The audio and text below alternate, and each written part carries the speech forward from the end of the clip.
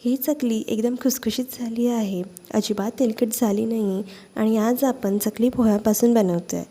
एकदम सोपी आहे, पटकन तयार होते. अगदी अर्ध्या तासात ही चकली बनवून तयार होते आणि काटे बघा काय सुंदर आली आहे या चकलीला. सगळ्यात महत्त्वाची गोष्ट म्हणजे ही चकली ना अजिबात चुकत नाही.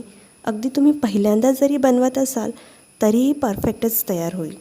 तर नमस्कार, मी पूजा तुम्हा सगळ्यांचं मनापासून स्वागत करते पूजाज किचनमध्ये. चला तर मग अचूक प्रमाणात या खुसखुशीत अशा चकल्या कशा बनवायच्या हे मी तुम्हाला पुढे सांगते. तर सुरुवातीला इथे मी एक मोठी वाटी पोहे घेतले आहे. हे पोहे जे आपण कांदे पोहे करण्यासाठी वापरतो तेच आहे. आता या पोह्यांना मिक्सरमधून एकदम बारीक असं वाटून घ्यायचं. आता हे बारीक केलेले पोहे आपल्याला चाळून घ्यायचे आहे, तसेच वापरायचे नाही आहे. तर इथे माझे पोहे बारीक करून आणि चाळून झाले आहे. आता याच मिक्सरच्या भांड्यामध्ये इथे मी ज्या वाटीने पोहे मोजून घेतले त्याच वाटीने बरोबर अर्धा वाटी फुटाण्याची डाळ घेतली आहे. फुटाण्याची डाळ म्हणजेच याला डाळवं देखील म्हणतात. आता या डाळीला देखील मिक्सरमधून एकदम बारीक असं वाटून घ्यायचं आहे. जेवढं जमेल तितकं याला बारीक वाटून घ्यायचं. तर हे बघा, या डाळीला एकदम असं बारीक वाटून घेतलेलं आहे. याला देखील आपण चाळून घेऊ. तर फुटाण्याची डाळ ही माझी चाळून झाली आहे आणि उरलेला जो रवाळ भाग आहे तो मी काढून टाकला आहे. आता ज्या वाटीने आपण फुटाण्याची डाळ आणि पोहे मोजून घेतले त्याच वाटीने मी इथे 1.5 वाटी तांदळाचं पीठ घेते आहे आणि यांना देखील आपल्याला चाळून घ्यायचं आहे. तर इथे मी आधी 1 वाटी तांदळाचं पीठ चाळून घेतलं आणि त्यानंतर अर्धा वाटी तांदळाचं पीठ चाळून घेऊया. आता हे तांदळाचं पीठ माझं चांगलं चाळून झालेलं आहे. आता काय करायचं, या सगळ्या पिठांना हाताने चांगलं मिक्स करून घ्यायचं. आता ही सगळी पीठं चांगली मिक्स करून झाल्यानंतर यामध्ये आपण तेलाचं मोहन घालून घेऊ. तर इथे मी ज्या वाटीने आपण सगळे जिन्नस मोजून घेतले होते त्याच वाटीने इथे मी बरोबर पाव वाटी तेल घेतलं आहे. तर लक्षात घ्या की इथे मी जे तेलाचं मोहनाचं प्रमाण तुम्हाला सांगितलं आहे ते अगदी योग्य आहे. त्यामुळे याहून जास्त तेल घालूही नका आणि कमीही करू नका. आता या तेलाला कळकळीत असं गरम करून घ्यायचं आहे. तर हे बघा, एका पातेल्यात मी हे तेल गरम करायला ठेवलं आहे. तर आपलं हे तेलाचं मोहन कळकळीत गरम करणं खूप महत्त्वाचं आहे, कारण त्यामुळेच आपला हा पदार्थ खुसखुशीत होतो. तेलाचं हे मोहन कळकळीत असं गरम झालं आहे की नाही हे कसं ओळखायचं, तर मगाशी आपण पीठ तयार करून ठेवलं आहे त्यातील पीठ थोडंसं घ्यायचं, म्हणजे अगदी चिमूटभर पीठ घ्यायचं आणि या तेलावरती सोडायचं आणि या तेलावरती असे हलकेसे बुडबुडे आले समजायचं की आपलं हे तेलाचं मोहन अगदी व्यवस्थित असं गरम झालेलं आहे. आता आपण याला पिठामध्ये ओतून घेऊया.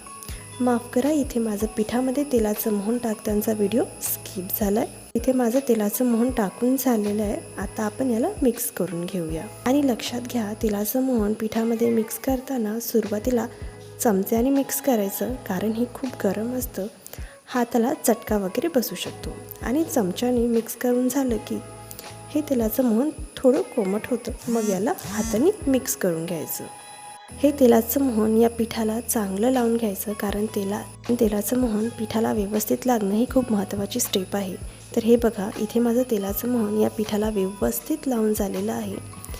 आता हे तेलाचं मोहन पिठाला व्यवस्थित लागलं की नाही हे कसं ओळखायचं, तर या पिठामधील थोडंसं पीठ हातामध्ये घेऊन बघायचं आणि त्याची अशी मूठ करून बघायची. जर या पिठाची अशी छान मूठ तयार झाली तर समजायचं हे आपलं हे तेलाचं मोहन या पिठाला अगदी व्यवस्थित लागलं गेलेलं आहे. पिठामध्ये थोडेसे कोरडे मसाले आणि गरम पाणी घालायचं आहे, ते आपण घालूया. हे मी एक पातेलं घेतलं आहे आणि त्यामध्ये मी बरोबर 1.5 वाटी मोजून पाणी घालते आहे. ज्या वाटीने आपण बाकीचे जिन्नस मोजून घेतले होते त्याच वाटीने इथे मी 1.5 वाटी पाणी घेतलं आहे. आता या पाण्यामध्येच आपल्याला सगळे कोरडे मसाले घालून घ्यायचे आहे. तर इथे मी 1 चमचा लाल तिखट आहे.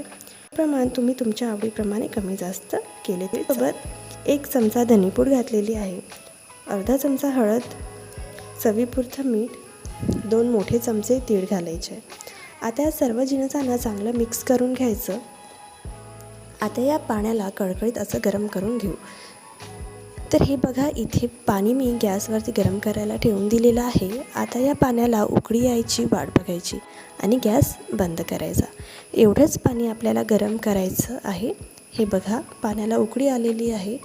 आता याला चमच्याने परत एकदा मिक्स करूया आणि गॅस बंद करूया। आता हे गरम केलेलं पाणी तयार केलेल्या पिठामध्ये घालूया। त्याआधी मी इथे एक चमचा ओवा घालते आहे। तुम्ही ओवा गरम पाणी करताना जरी घातला तरी चालेल। एकदा छान मिक्स करून घेऊया।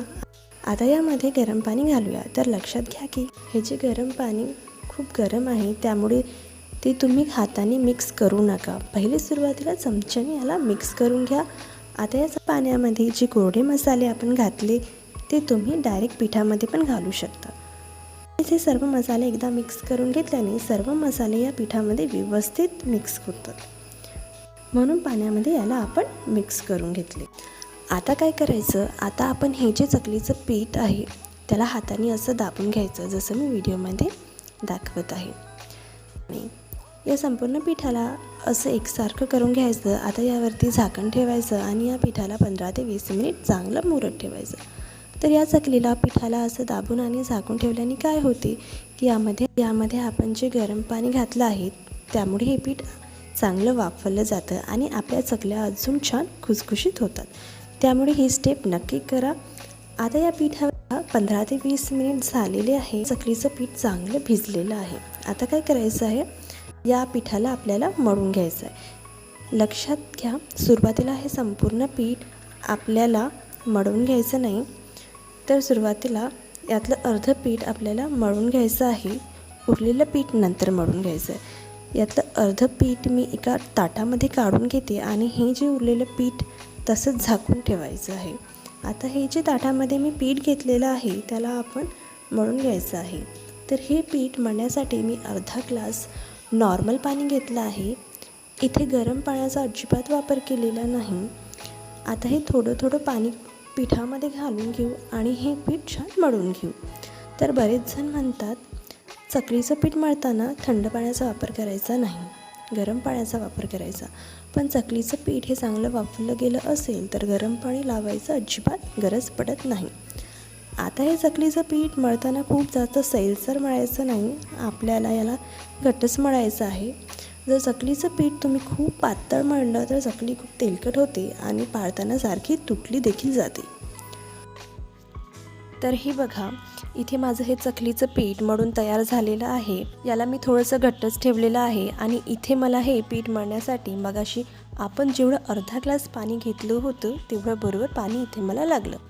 आता या पिठाचे मी 2 भाग करून घेते आणि या पिठाला परत एकदा मळून घेते। तर साधारण एका सोऱ्यामध्ये बसेल एवढं मी हे पीठ मळून घेतलं आहे। आता आपलं हे चकलीचं पीठ परफेक्ट असं तयार झालं की नाही हे कसं ओळखायचं, तर हे मळून घेतलेलं चकलीचं पीठ आहे त्यावरती असं बोट ठेवून बघायचं। जर या पिठाला क्रॅक्स गेले नाही तर समजायचं आपलं चकलीचं पीठ परफेक्ट असं बनून तयार झालेलं आहे। तर हे बघा, या पिठावरती बोट ठेवून बघितलं त्याला अजिबात क्रॅक्स वगैरे पडत नाही आहे, म्हणजे आपलं हे चकलीचं पीठ परफेक्ट असं तयार झालं आहे। आता पिठाला मी सोऱ्यामध्ये घालून घेते। या सोऱ्यामध्ये स्टार आकाराची चकती घातली आहे। आता पीठ मी या चकतीमध्ये भरून घेतलं आहे आणि याला छान हाताने प्रेस करून घ्यायचं। आता यावरती झाकण लावून सोऱ्या बंद करून घ्यायचा। आता चकली पाडण्यासाठी आपला हा सोऱ्या तयार आहे। आता आपण याच्या चकल्या पाडून घेऊयात। तर चकल्या पाडण्यासाठी मी एक ताट घेतलं आहे आणि या ताटावरच आपण आता चकल्या पाडून घेऊ। चकली पाडत असताना सुरुवातीचा जो वेढा असतो तो गोल आणि छोटा घ्यायचा। तसं केल्याने काय होतं, तुमची चकली छान गोल गरगरीत तयार होते। आणि लक्षात घ्या की चकलीचं पीठ अगदी परफेक्ट तयार झालेलं आहे। या चकलीला काटे देखील छान येत आहेत आणि चकली पाडताना कुठेही तुटत नाही आहे आणि शक्यतो पोह्यांची चकली तुटत नाही, पण तरीसुद्धा पीठ मळताना आपण ते चांगलंच मळून घ्यायचं। आणि दुसरी गोष्ट म्हणजे चकली पाडत असताना सोऱ्या खूप वरती धरायचा नाही। जर तुम्ही सोऱ्यावरती धरला आणि चकलीची तार खूप मोठी झाली तरीसुद्धा चकली पाडताना तुटू शकते। आणि चकली पाडून झाली की हिचं जे शेवटचे टोक आहे ते बंद करायचं। प्रमाणे आपण बाकीच्या सगळ्या चकल्यासुद्धा पाडून घेऊया। तर इथे मी एका सोऱ्यामधल्या चकल्या पाडून घेतल्या आहेत। आता मी याला तळून घेते। तर इथे मी तेल गरम करायला ठेवलेलं आहे। चकली तळताना तेल खूप गरम नसावं किंवा खूप कोमट नसावं। तर चकलीसाठी तेल गरम झाले की नाही हे कसं ओळखायचं? तर चकलीचा थोडासा तुकडा या तेलामध्ये टाकायचा। जर तो पटकन तळून वर आला तर समजायचं आपलं हे चकलीचं तेल परफेक्ट असं गरम झालेलं आहे। तर हे बघा, चकली तळण्यासाठी आपलं हे परफेक्ट असं तेल गरम झालेलं आहे। आता बऱ्याच जणींना चकल्या तेलात सोडताना भीती वाटते, तर तुम्ही अशा प्रकारे चराट्याने चकली उचलून घ्यायची आणि अशी डायरेक्ट तेलामध्ये सोडून द्यायची। तर ही जी पद्धत आहे याने आपला हात देखील भाजला जात नाही व भीती देखील वाटत नाही। मी या हाताने घालून घेत आहे। चकल्या तेलामध्ये घालत असताना खूप जास्त चकल्या तेलामध्ये घालायच्या नाही। जेवढ्या कढईमध्ये बसतील तेवढ्याच तेलामध्ये घालून घ्यायच्या। तुम्ही जर खूप जास्त चकल्या तेलामध्ये घातल्यानंतर तेलाचं टेम्परेचर कमी होतं आणि त्यामुळे चकल्या आतून कच्च्या किंवा तेलकट होण्याची शक्यता असते। आणि दुसरी गोष्ट म्हणजे चकली उलटण्यासाठी खूप जास्त घाई करायची नाही। जेव्हा चकली झाऱ्याला कडक जाणवू लागेल तेव्हा चकली उलटायची। तुम्ही जर चकली मऊ असतानाच उलटायची घाई केली तर चकलीचा शेप बिघडू शकतो किंवा चकली तेलामध्ये सुटू शकते। आणि सगळ्यात महत्त्वाचं म्हणजे चकल्या तळत असताना जे गॅसचे टेम्परेचर जे ठेवलं आहे, म्हणजे मीडियम फ्लेमवर चकली तळत असाल तर तेच टेम्परेचर शेवटपर्यंत असंच ठेवायचं, अजिबात कमी जास्त करायचं नाही। आणि तुम्ही जर गॅसचं टेम्परेचर थोडं कमी जास्त केलं तर तेलाचं टेम्परेचर देखील कमी जास्त होतं आणि मग चकल्या चांगल्या तळल्या जात नाही। ही टीप खूप महत्त्वाची आहे, त्यामुळे नक्की लक्षात ठेवा। तर हे बघा, आपल्या या चकल्या तळून झालेल्या आहे। आता या चकल्या तळून झाल्या आहेत की नाही हे कसं ओळखायचं? तर तयार झाल्यानंतर या चकल्यावरचे बुडबुडे पूर्णपणे कमी होतात आणि चकल्या अशा तळून वर येतात। तेव्हा समजून जायचं आपल्या या चकल्या तळून छान तयार झाल्या आहेत। आता या चकल्यांना काढून घे। आणि तुम्ही बघू शकता या चकल्यांना रंग काय सुंदर आला आहे आणि खुसखुशीत अशा तयार झाल्या आहेत। याच पद्धतीने आपण सर्व चकल्या तळून घेऊया। आता मगाशी आपण झाकून ठेवलेलं उरलेलं पीठ जे आहे त्याला देखील मी असंच मळून घेते आणि त्याचा देखील चकल्या पाडून घेते। आणि इथे बघा, एका ताटावरती थोड्या थोड्या चकल्या पाडून घेते आणि तळून घेते आहे। म्हणजे एका वेळेस मी खूप जास्त चकल्या पाडून घेत नाही आहे, म्हणजे चकल्या सुकत नाही आणि छान तळल्या जातात। चकल्याचा एक घणा तळून होतं आहे तोपर्यंत आपल्या दुसऱ्या चकल्या पाडून होतात। तर हे बघा, इथे माझ्या पूर्ण चकल्या या तळून झालेल्या आहेत। या बघूनच तेलकट वाटत नाही आहे, एकदम खुसखुशीत तयार झाल्या। आणि या चकल्यांना रंग बघा एकसारखा आणि सुरेख आला आहे। आता या चकल्या किती खुसखुशीत झाल्या ते दाखवते तुम्हाला। आणि चकली बनवायला खूप सोपी आहे, अजिबात वेळ लागत नाही। तर कशी वाटली तुम्हाला आजची ही झटपट रेसिपी? व्हिडिओ आवडल्यास तुमच्या मित्रमैत्रिणींना नक्की शेअर करा आणि चॅनलला सबस्क्राईब करा। थँक्यू।